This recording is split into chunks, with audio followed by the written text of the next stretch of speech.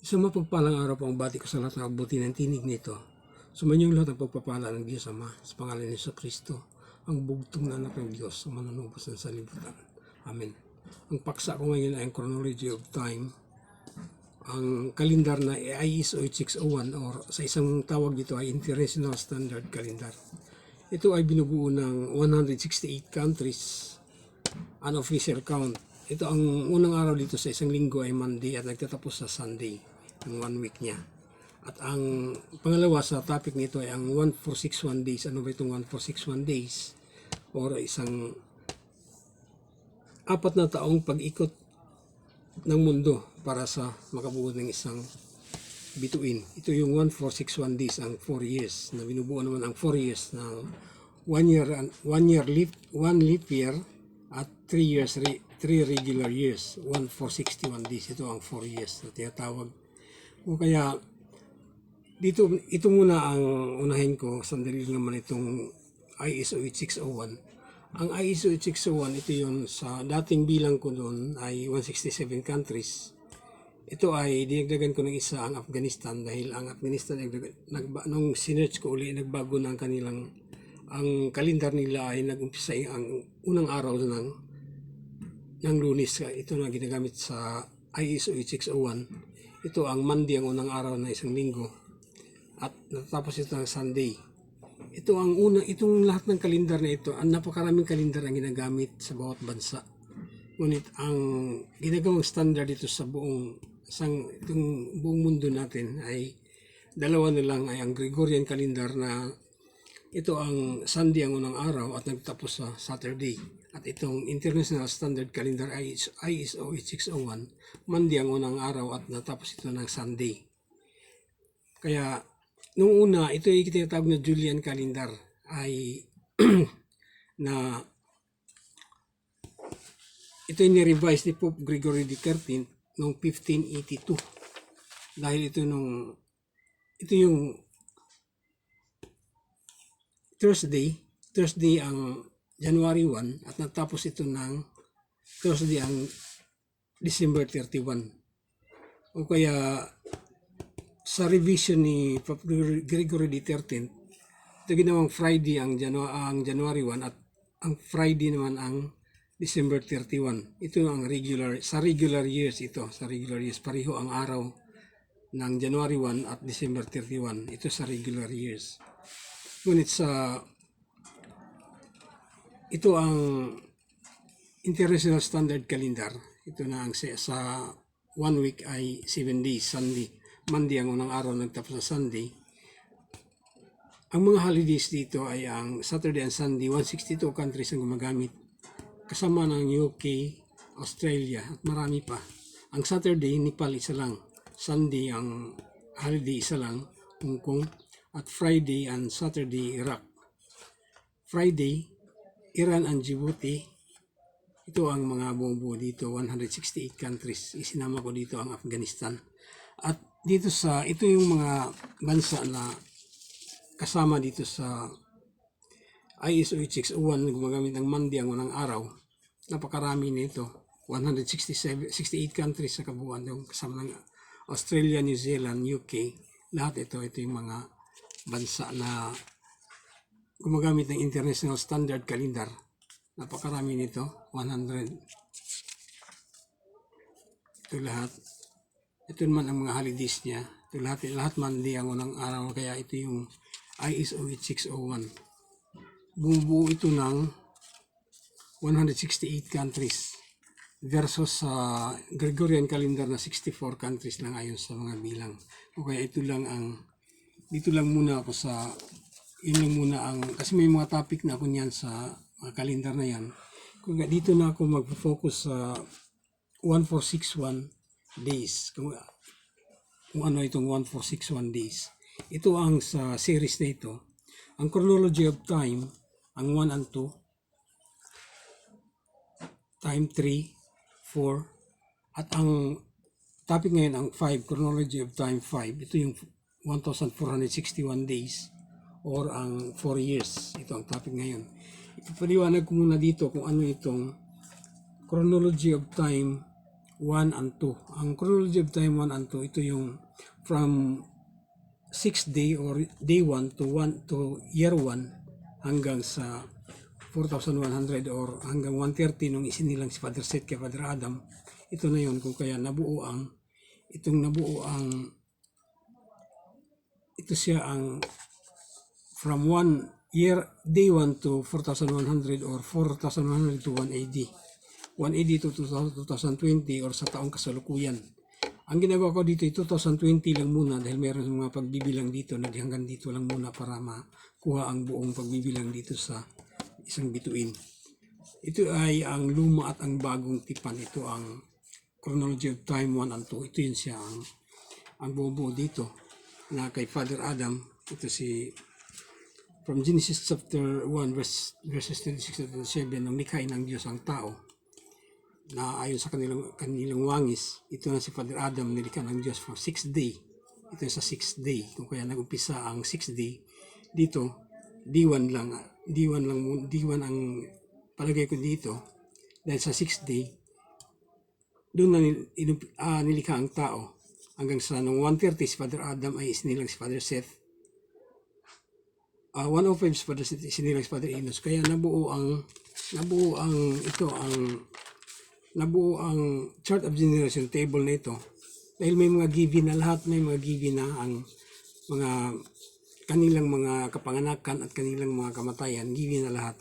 Kaya nagawan ko ito ng chart of generation table para makwenta ang mga araw magmula sa umpisa hanggang sa paglikha. Ito plus sign na may below, ito yung paglikha hanggang sa year 1 o day 1 o year 1 hanggang 130 nilang si Father Seth. Ito na lahat. Ito sa Genesis chapter 5 verses 3 to 32. Ito nakasulat ito. Kaya nabuo ito sa pamagitan din naman ng Moses chapter 8 verse 12. Ito nagiging tulay dahil sa Genesis chapter 5 verse 32. Ang sabi lang ay si Father Noah ay 500, isinilang si Shem, Ham at Japheth. Ito sa Genesis chapter 5 verse 32. Nung 500 si Father Noah, ito si 500 si Father Noah, ay isinilang si Shem, Ham at Japheth at hindi alam kung sino ang naunang isinilang. O kaya sa pamagitan dito ng Moses chapter 8 verse 12 dahil dito sa 5:32 stop na lahat dahil wala namang ibang given sa ito lang 500 at isinilang si Shem, Ham at Japheth, wala itong mga input nito. O kaya dito sa Moses chapter 8 verse 12 ito ang sinabi 450 si Father Noah, isinilang si Japheth. After 42 years, isinilang naman si Shem ng ina ni Japheth. So 492 si Father Noah. At ng 500 si Father Noah, isinilang naman si Ham. Kung kaya ito nabuo ito, nagkaroon ng katuparan ang chart of generation table na ito dahil ito sa 500 minus 450 is 50 si Japheth nang isinilang si Ham. 50 minus 42, 8 si Shem nang isinilang si Ham. 500 si Father Noah. Kung kaya nabuo itong chart na ito. Kung kaya ang mga pagbibilang ay nagkaroon ng katuparan. At ito na ang nabuo sa lahat. Itong chart na itong number 1 na ginawa kong ano ito naman ang kabuuan na to. Ito lang ang kabuuan. Dahil given naman ang kasunod sa kay Father Noah, si Father Shem, Genesis chapter 11 verses 10 to 11. Hanggang naman ito kay Abraham na anong 100 years Abraham ay sinilang si 70 si Abraham ay si Terah ay 70 sinilang si Abraham. O kaya ito yung ang factor dito ang the age of someone when other one was born. Ganito rin, the age of someone when other one was born. The age of someone when other one was born. Laging kasama yung factor yung dalawang yan para sa pagbibilang. At dito naman pagkatapos kay Abraham, anak niya si Isaac, Genesis chapter 25 verse 26, 60 si Isaac nang isinilang si Jacob and Esau. Kung kaya lahat ay given, kung kaya magmula kay Father Adam na ito, hanggang kay Jacob, makukuha ang direct generation sequence, direct time sequence. Ito yung time chronology mula ng paglikha hanggang sa kamatayan ni Jacob sa edad na 147 sa Egypto. Genesis chapter 47 verse 28. 2,256 years. Ito lang direct. The assurance ito nga na ang mga bilang ng taon mula ng umpisa, meron palang 2,256 sa kamatayan ni Jacob. Ito yung slot ni Jacob dito hanggang sa dito sa 147, namatay si Jacob sa magitan na may chart of generation table na ito. At diniretso ko pa ito dahil sa mga pagbibilang, kailangan ito magkaroon ng bilang. O kaya dito sa magkaroon ng interpretasyon sa mga kasunod na. Dahil pagdating kay Jacob, wala na, patay na si Jacob. O dito na naman sa kasunod, merong mga anak si Jacob dito. O kaya ito ang, marami nang topic ko dito, na ipiniliwanag ko dito dahil sa 7 years, nagkaroon ng anak si Jacob na 12. Dahil 14 years niya naglilingkod sa dalawang asawa. For 7 years, so nakapag-asawa na siya kay Leah at kay Raquel at sa kay Bella at kay Selfa. Kung kaya naging 12 ang kanyang anak kasama si Dina sa 7 years. Kung kaya pagdating sa taong 54 years old si Jacob ay naipanganak na si Jose. Kung kaya dito nagkaroon ng mga bilang. Kung kaya pagdating sa pag-alis nila sa Ehipto sa edad na 80 years old si Moises, ito ay nagtututok ayon sa chart of generation table sa aking mga kwintada. Ngunit dito sa 2,256 kamatay ni Jacob, ito ay assurance ito na ang bilang ng mga araw, ito ang tumutugma ito sa lahat ng mga given sa mga banal na kasulatan. Ngunit dito naman ay according to my point of view na lang ito sa akin dito sa dahil ang kasaysayan ni Jacob kailangan mo lang makuha dito. At ito ang lumalabas sa aking mga pagbabasa dito sa area na ito, itong gray area na ito. At meron ako pinapakita dito lahat.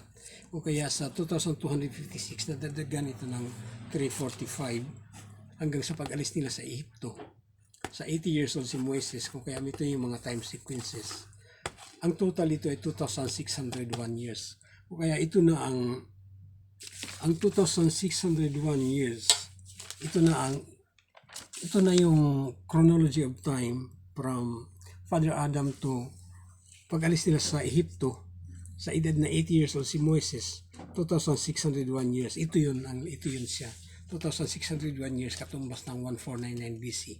Makakuha lang tayo ng 1499 BC kung may bilang na tayo mula sa umpisa hanggang sa pagsilang ng manunubos. Ngunit wala pa, dito pa lang tayo. Kaya ginamit ko ang 2601 years. Ang sumunod dito sa 2601 years, dahil may bilang na ito hanggang sa pagsilang ng manunubos, ito ay katumbas ng 1499 BC.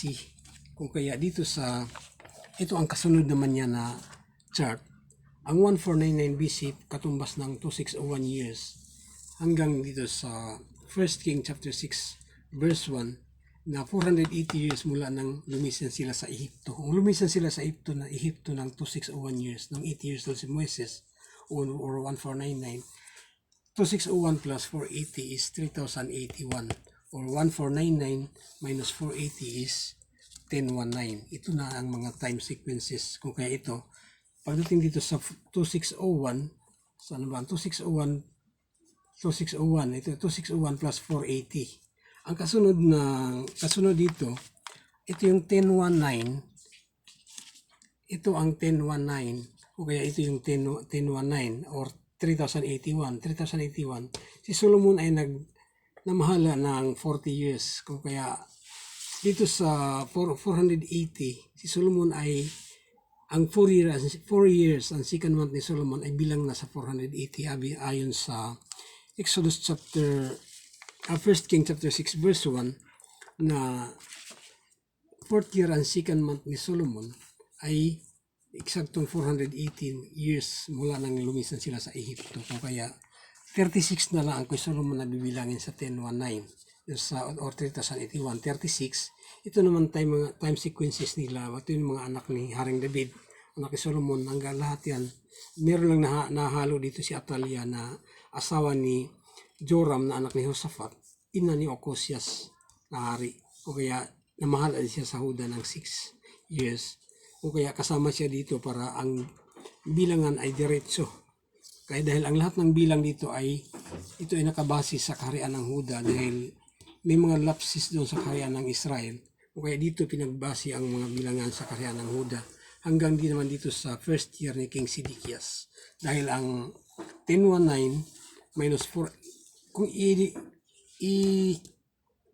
Total lahat ng ito, ang kanilang mga sequences of time, ang 36 ni Solomon, ang 17 ni Rehoboam, Abiam 3, ang 41 ni Asa, hanggang dito sa lahat ng ito, ang mga kanilang pamamahal hanggang sa first year ni King Sidkias ay 419 years. Kung kaya sa mga pagbibilang, ang 1019, dahil ang BC, pababa ng pababa hanggang magiging 180, 1019 minus 419 equals 600 BC.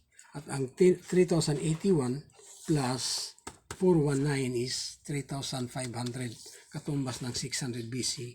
First year ni King Sidkias. At si King Sidkias ay namahala pa ng 11 years. Kung kaya 10 years, meron pa siyang 10 years bibilangin dito. Ibang topic yun, ngunit ito ang dumugtong dito para bumuo na siya ng hanggang 180. Ang 600 BC or 3,500 years mula ng paglikha, ito ay sa Book of Mormon, makikita ang isang propeta ng Jerusalem na hindi naman kasikatan kasabayan ni Jeremias. Ang pangalan ay Lehi. Siya ay umalis sa Jerusalem noong unang taon ng paghari ni Sidkias. At ang unang taon ng paghari ni Sidkias ay ang 600 BC na pumapatak dito. Unang taon ni Haring Sidkias, 600 BC. Ito naman ay dito sa unang taon ni Haring Sidkias sa 1 Nephi chapter 1 verse 4. O kaya ang kanilang, sa Book of Mormon, meron ng lahat ng mga bilang dito hanggang sa isinilang ang manunubos sa 180. O kaya 600 BC to 180 is 600 years. Ang 3,500 plus 600 is 4,100. O kaya ito na ang chronology of time 1 and 2. 1, ang 2601 pag-alis nila sa Ehipto, ang 480 from pag-alis nila sa Egypto hanggang sa 1 King chapter 6 verse 1, 4th year and 2nd month ni Solomon is 480. Ang 419, yung 36th year ni Solomon hanggang sa 1st year ni King Sidkias, ito yung 419 years. Mabasa namin ito sa 1 King chapter 6 verse 1 hanggang sa Jeremiah chapter 27 verses 1 to 22.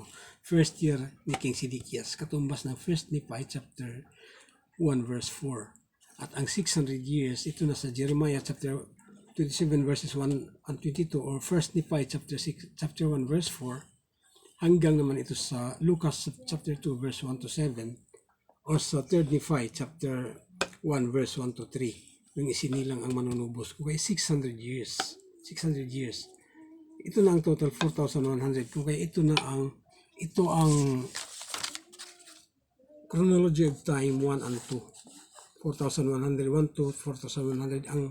Ang chronology of time 3, ito yung 2.0, ito yung ginawa ko nung nakaraan na ano ba ang ibig sabihin ng one day? Na ang one day ay ang isang cycle, 24 hours. Ito ay 24 hours nang umiikot ang mundo para makabuo ng isang bilang ng isang araw. Ito ang ibig sabihin ng one day.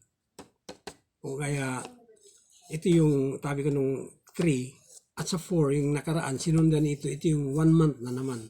Sa 1 month, wala pa tayong ideya kung bakit nagkaroon ng 1 month. Dito ko kinuha yun sa 1461, dito sa, ang topic ko nung nakaraan ng 1 month, ay dito ko kinuha sa pagbibilang. Dito na sa taong kasalukuyan, dito sa 180 to 2020 or 2022 sa taong kasalukuyan. Dito ko binase sa 2020. Dahil sa mga bilang ngayon, dahil sa bilang, ito ang keyword natin, ang 2020. Ang 2020, ito yung leap year. At magkaroon siya ng one cycle is 1,461 days or 4 years, 1 leap year and 3 regular years. At after one cycle, panibago namang cycle, ganun din ang cycle, panibago lang. Kung kaya mula ng year 1 to 2020 down to 180, meron siyang 505 cycles. From 1 to 2020, 505 cycles. 505 times 1,461 days. Kung kaya meron itong bilang na ito. Kung kaya ito yung bilang ng 1,461 days na umiikot ang mundo para makabilang sa isang bituin. Kung kaya nakuha ang isang buwan, dahil ito'y binibilang ko muna kung tutugma ito sa 180. Ang year 220, Ang partner niya is 2019, 2018 to 2017. So 4 years. Ito yung bumubuo ng 1461 days. Ito naman leap year ang 2016, 16, 15, 14, 13. Ito naman 4 years uli. Kung kaya ito naman ang 1461 days. At sa 12 naman, 12, 11, 10, 9. 11, 10, 9. Ito naman ang another 1461 days. Kung kaya lahat ito, every 4 years, 1461 days. Yan ang cycle niya. Kung kaya mula year 1 AD hanggang 2020, meron lang 505 cycles. Dito sa kapanahonan, meron lang, dito pa lang tayo sa 2022. Kung kaya malayo, meron pang 1 year na regular year. At next year na leap year is 2024 at ang next pa is 2028. At ang next pa rin is 2032. So, ginawa ko ang bilang nito para sa masiguro ko kung tama ba ang bilang from year 1 to 2020. Kaya gumawa ako ng bilang ng manual count from 2020 down to 1888 to 1888. Ito lahat ng mga highlighted one, ito yung leap year at ang 3 taon na nasa gitna nito at yung mga regular years. Kung kaya makikita natin kung sumasablay ang mga bilangan. Kung kaya dito, ito na from 2020 to 1888. From 1887, kasunod from 1887 to 1371. Dahil 1371, 1370 dito sa kasunod. 1370 to 916. Lahat yan makikita natin kung may problema sa pagbibilang. At ang kasunod nito ay 915, 915 to 440 AD, 440. I-direkta ko na lang. Ito naman ay 439. Ito yung 430, 431, 42 hanggang 439. Ginawa ko lang first 1 digit lang yan. 439 yan. 439 to ito na umabot na ng 1 AD. Kaya ang 1 AD, ito yung 3 regular year bago mag-leap year. Tugma pa rin ang bilang. Kung kaya dumaong na ako sa mga pagbibilang sa ito na ang pinagbabasihan ko sa bilang kung paano ko kukunin ang isang buwan. Ito na ang bilang nito na 1461. Ang 1461, ito yung 1 cycle. Ito yung 4 years, 1 leap year, 3 regular years or 4 years. Kung kaya sa topic ko nung Chronology of Time 3, pinapakita ko ito yung bilang ng 1461. Ito yung 1 cycle of 4 years. Binubuo ng 3 regular years and 1 leap year. Ito yung pag-ikot ng isang mundo. Pag-ikot ng mundo para makabuo ng isang bilang ng isang bituin. Kung kaya ito na yun dahil merong 461 days. Ang pagkuha naman para makuha natin ang isang buwan dito sa kasalukuyang pagbibilang, ang 1461 katumbas ng 4 years. So, 4 years divided by 4 is 1 year. So, ito na. Ang 1461 divided by 12, ito, divided by 12. 1461 divided by 4 is, ang 4 years divided by 4 is 1 year. Ang 1 year is 12 months. So, ito na ang 1461 divided by 12 is 365.25. Ito yung 1 year. Dahil ang 1461 divided by 12 is 365.25 days. Dahil ang regular days natin is 365. Meron pang isang araw na natira, 365. Ang 1/4 doon sa 24 is pag fraction is 1/4, pag digit is 0.25 ang fourth quarter. Okay, ito na ang araw, ang 365 araw ang isang taon. Kung kaya ito na sa 4 years divided by 4, 365.25 days or 1 year. Ang 1 year yan is 12 months. Kung kaya ito yun ang 365 para makuha ang month. 365 divided by 12. Dahil 12 ang 1 year is 12 months is 30. 30.4375. Kung kaya ito naman, itong mga point, kaya meron tayong mga point na yan. Dahil sa, ang 1 year natin, ito yung, halimbawa ito yung leap year. Ang leap year ay ito yung ang month ng February is 29. At ang regular year, ang month ng February is 28. Pareho lang sila. Ito na nagkatalo sa month ng February. Meron tayong, sa isang taon, meron tayong 7 months na 31 days. 4 months na 30 days. At 1 month na 29 kung leap year. At 28 kung regular years. Kung kaya sa 30, kung sa kabuuan niya, hindi siya buong 30 or 31. Kung kaya ito yung 30.4375 sa eksakto ito na kinukuha sa merong sa 28, may 29, may 30, may 31. Dito siya pupatak sa 30.4375 days for 30 cycles ng pag-ikot ng mundo para sa isang buwan. Kung kaya ito na at lagi itong may 4 na cycles, kung kaya ito na lagi siyang 4 na cycles, ang 30.4375 days equals 1 month. Hatiin ito sa 4, kaya merong 7 days. 7 days, ito ang 30.4375 divided by 4 is 7.609.375 days. Ito naman siya. Ito 7.609.375 days. Kung i-convert ito sa hours, ito ay 182 hours. 182.625 hours. Kung ito yung first quarter or 7 days. At ang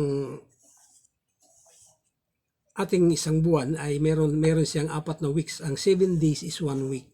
7 days is 1 week. Ito yun ang 7 days 7.609.375.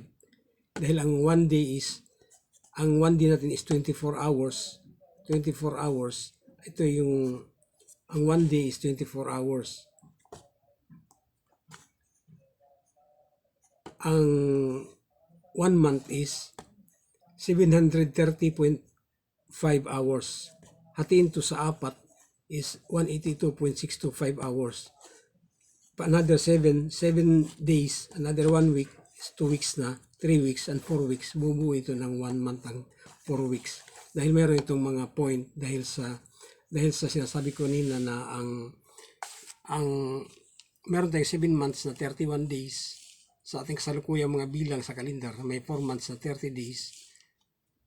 Ito mga 217 days, 120 days. Ang 1 month na 29 is or 28. Ito ay 366 days kung leap year at 365 days kung regular year. Ngunit ang 1 cycle is 3 regular years and 1 leap year. Kung kaya isang 366 at tatlong 365 bubuo ng 1461 days. Kung kaya ito na ang 1 month nakuha. Ito na ngayon ang bilang sa isang bituin. Umiikot ang mundo natin. Umiikot ang mundo natin. Talagang umiikot. Dahil sa umpisa pa lang ay makikita naman sa Genesis chapter 1 verses 1 to 5. Nilikha ng Diyos ang liwanag at lumikha niya na siya ng ito tinatawag niyang araw, ang liwanag, at dilim naman ang tinatawag niya sa gabi. Sa pangalawang araw, nilikha niya ang kalawakan na maghati sa tubig sa ibabaw, sa tubig sa baba at sa tubig sa ibabaw. Ito ang katubigan. Itong katubigan, tubig. Ito ang nilikha niya ang kalawakan na maghati sa tubig sa baba at tubig sa itaas. Ito ang kalawakan na sa aking illustration lang ito. At dito sa pangatlong araw, Genesis chapter 1 verses 9 to 13, nilikha ang daigdig at karagatan. Ang sabi niya doon na magsama-sama sa isang dako ang tubig upang lumitaw ang kalupaan. kung ito na nagsama-sama na ang mga tubig upang lumitaw ang kalupaan, nagkaroon ng nakikita na ang lupa. Ito na ang makikita natin, ang kalupaan, lumilitaw na ang lupa. Kung kaya, ito yun sa pangatlong araw. Pang-apat na araw, Genesis chapter 1 verses 14 to 19. Inilikha ang araw at ang buwan. Kung kaya, dito sa, ito ang araw at ang buwan, ito ang magiging batayan ng mga pagbibilang ng mga kapanahunan, ng mga kapistahan. Ito na ang pagbibilang natin. Meron tayong araw or 1 day, 1 month. Kaya magkaroon ng ang 1 day, 30 days, meron tayong 1 month. At ang kasunod pa ay ang 1461 days, ng bilang ng bituin. Kung kaya ito na ang structure ng ating mundo. Lahat ito na ang structure kahit saan tayo dito sa sanlibutan, ito na ang mapa natin. Ito yung pinag-aralan ng mga distansya niya. Lahat ng distance niya, lahat ng magkabilaan distance niya, lahat meron na yan dahil naabot na ito ng tao. Kaya ng masukat ang mga distance dito. Kung ito na ang distance dito. Kung makikita natin ito ang Russia, ang dulo nito ay nandito. Ang dulo din dito sa Alaska, nasa North American na continent. Ito ang Alaska ay sakop ng USA. Kung kaya ito yung dulo ng Russia sa Alaska. Kung kaya pagdudugtungin ko, ito ang New Zealand. Kung dito rin ang New Zealand. Kung pagdudugtungin ko na ito, dinudugtong ko na ito para makita talaga kung paano ba ang structure ng ating mundo. Ito ang lumalabas. Ito na dumudugtong na ang dulo ng Russia at ang dulo ng Alaska sa North America. Ito naman ang Asia continent. Kung ito na structure ng mundo natin. O kaya hindi naman ganito talaga. O kaya ito ang ginawan ko sa structure para sa pagbibilang na ng mga araw. Ito na ang structure niya. Kaya yung pagdudugtong, ito na ang dulo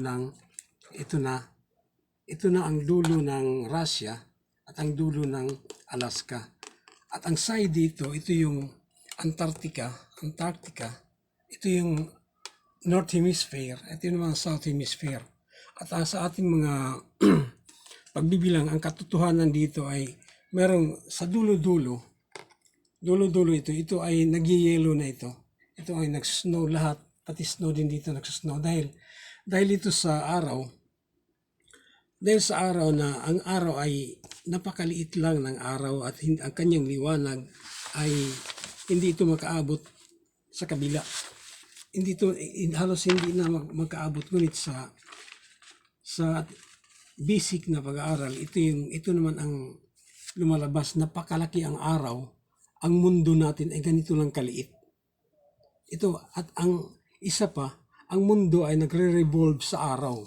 Kung ano ang relevance ng pagre-revolve, paano ba makuha ang mabilang sa revolving? Mula pa sa umpisa na mayroon tayong bilang na isang araw, isang buwan, sa kasalukuyan, isang araw, isang buwan, isang taon o 4 na taon, paano ba bibilangin ang pag-revolve? Paano ba yan? Ang napakalaki ang araw, kung ikumpara dito, lahat ay sinakop na rito. Ngunit kung ayon sa mga banal na kasulatan, sa ika-4 na araw, nilikha ang araw at ang bituin. Ito ang araw ay magliliwanag sa araw, kaya may araw, at ang bituin ay magliliwanag sa gabi. Ang araw ay tinatawag niyang ang liwanag tinatawag niyang araw, ito yung day. At ang dilim, pusikit na kadiliman tinatawag na night. O kaya ito ang 1 day and whole night, 1 whole day, 1 whole night equals 1 day. Ito yung pagbibilang sa isang araw. Kung kaya sa layo na nito, ang init ng araw halos hindi na makaabot dito sa dulo. Kung kaya itong dulo-dulo niya ay nagyayelo na dahil sa sobrang layo na at ang kanyang liwanag ay napakalayo na. Kung kaya ito yung 6 a.m., ito naman ang 6 p.m. Itong area ito ang 6 p.m. at sa likod naman ito ang 6 a.m. Ito ng gitna nito. Ang gitna ito yung sentro sa araw 12 noon. Kung kaya umiikot ang araw, ito yun ang nasa ito yung sa unang ito yung sa pagbibilang ng araw, ito yung 6 AM, 6 AM, ito yung 12 noon, ito 6 PM, itong 12 midnight. Ito naman siya sa aktual na katayuan ng mundo. Ito ang 6 AM, ito sa ilalim, ito yung 12 noon, ito sa gitna, 12 noon, ito naman ang 6 PM, itong area ito 6 PM dahil ang liwanag ng araw hanggang ito hindi na makikita ang likod dito. Ito na 6 PM. Pagdating ito sa likod naman, ito naman ang 12 midnight. Iikot na naman siya. Ito yung structure ng pag-ikot niya. Mula 6 AM, iikot siya ng 6 hours. O umabot na ng 12 noon. 12 noon. Mula 12 noon, dahil continuous ang ikot, punta naman siya ng 6 PM. Ito naman na dating 6 AM, naging 12 noon, naging 6 PM. Ang 6 PM naman ay magiging 12 midnight. At ang 12 midnight ay magiging 6 AM uli, bumalik sa dati. Kung kaya ito yung one cycle, 24 hours. Ito ang one cycle ng 24 hours. Ito ang pagbibilang. Kaya ang mundo ang umiikot. Ang mundo ang umiikot para makabuo ng isang bilang na isang araw. Dito lang yung araw, napakaliit lang ng araw. Kaya pag dito sa 6 AM ay medyo madilim pa dahil nagmula ito sa pusikit na kadiliman, ay medyo madilim pa. Pag ikot niya ng 6 hours, umabot siya ng 12 noon, ito'y katanghali ang tapat, maliwanag na maliwanag. At pag ikot pa uli, magiging naman itong madilim na. At papunta naman sa pusikit na kadiliman, hanggang naman ito sa medyo madilim pa, itong 6 AM, hanggang sa babalik na sa, ito na ang one cycle na one day.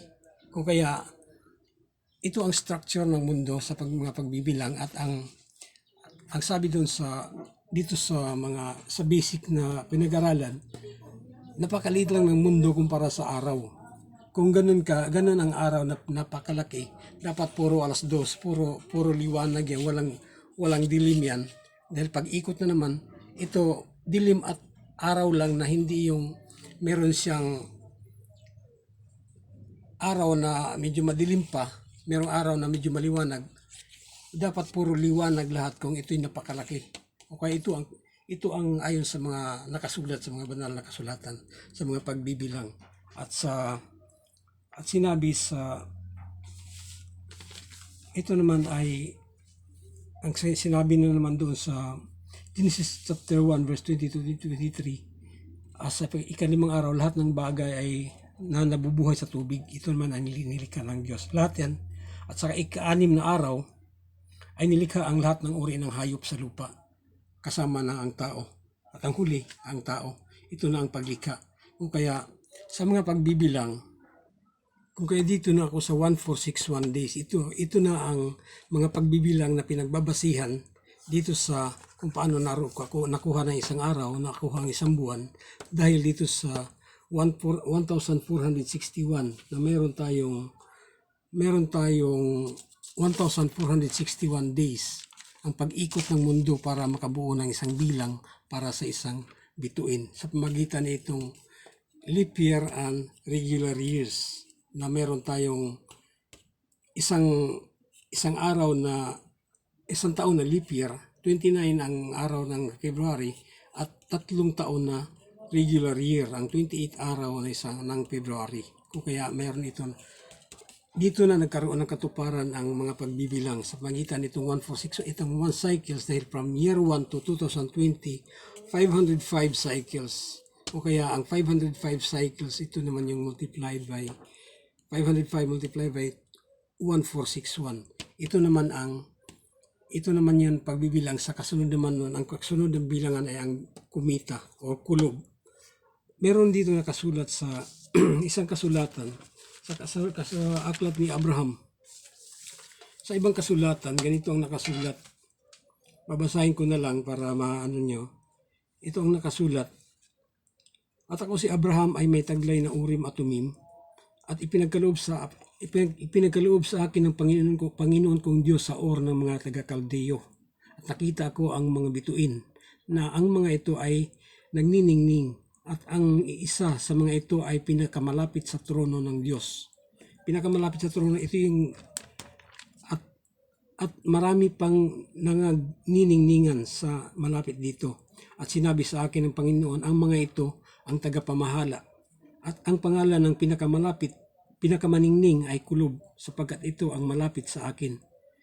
Sapagkat ako ang Panginoon mong Diyos, inilagay ko ang isang ito upang mamahala sa lahat ng iyong yaong nabibilang sa gayon ding kaayusan, gaya ng iyong kinatatayuan. At sinabi sa akin ng Panginoon kay Abraham, sa pamamagitan ng Urim at Tumim, na ang Kulob ay alinsunod sa pamamaraan ng Panginoon, alinsunod sa mga oras at kapanahunan ng mga pag-inog niyon, na ang isang araw ng Panginoon sa Panginoon alinsunod sa pamamaraan ng kanyang pagbilang. Ito ay katumbas ng 1,000 taon, alinsunod sa panahong itinakda sa lugar na iyong kinatatayuan. Ito ang pagbilang ng oras ng Panginoon, alinsunod sa pagbilang ng Kulob.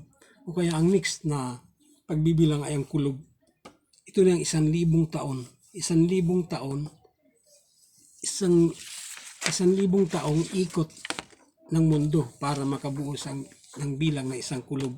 Ito ang bilang ng Panginoon. Isang araw ng Panginoon, isang cycle ng Panginoon, 1,000 taon para sa tao. Ito na ang sinabi dito. At sinabi sa akin ng Panginoon, sinabi kay Abraham, ngayon Abraham, umiiral ang dalawang katotohanan ito, masdan nakita mo ng iyong mga mata. Pinagkaloob sa iyo na malaman ang pagbibilang sa panahon at itinakdang panahon, itinakdang panahon ng mundo kung saan ka nakatayo, at ang itinakdang panahon ng nakahigit na liwanag na inilagay upang mamayani sa araw. Ito ang araw, ang sinasabi dito, yung pinapakita ko, mamayani sa araw at itinakdang oras at di gaanong liwanag upang mamayani sa gabi.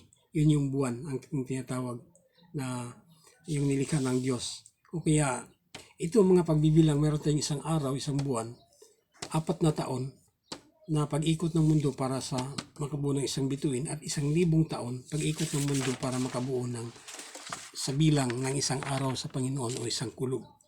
Kung kaya dito na muna, dahil ang pagbibilang ng kulob, anang bituin, ay itong 1 cycle, 1461 days, or i-convert sa oras, 35,064 hours.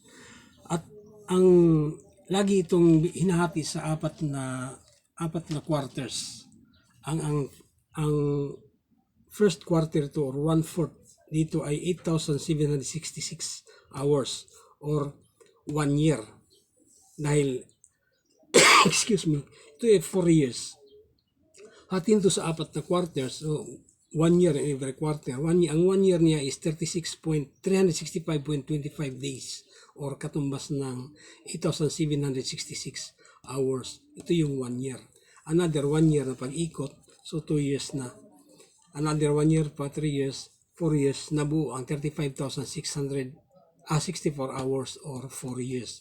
Ito 1 cycle, ito yung 1461 days na sinasabi dito, na nakukuha dito sa mga pagbibilang.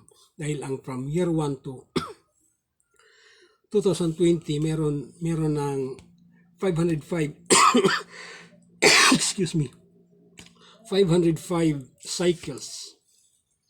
Okay, itong 505 cycles, i-multiply lang to sa 1461. Ito yung 2000. Ito na ang pagbibilang sa kulob or kumita or isang araw para sa Diyos. Ang next na topic ko ay ang pagbibilang ng naayon sa Panginoon, ng isang araw ng Panginoong Diyos ay 1,000 taon para sa tao. O kaya, ito ang isusunod kong topic. Tapos na ako rito. Para sa Diyos na nakagawa ng lahat ng bagay ng mahiwaga, ang pinakamatalino, ang nagbigay ng talino sa tao. Hindi kayang tumbasan, hindi kayang abutin ang kanyang katalinuhan. Siya ang lumikha ng lahat ng bagay. Sa kanyang lahat ng kapurihan at kadakilaan, kapangyarihan, magpakailanman, magpasawalang hanggan sa pangalan ni Jesus. Amen at amen.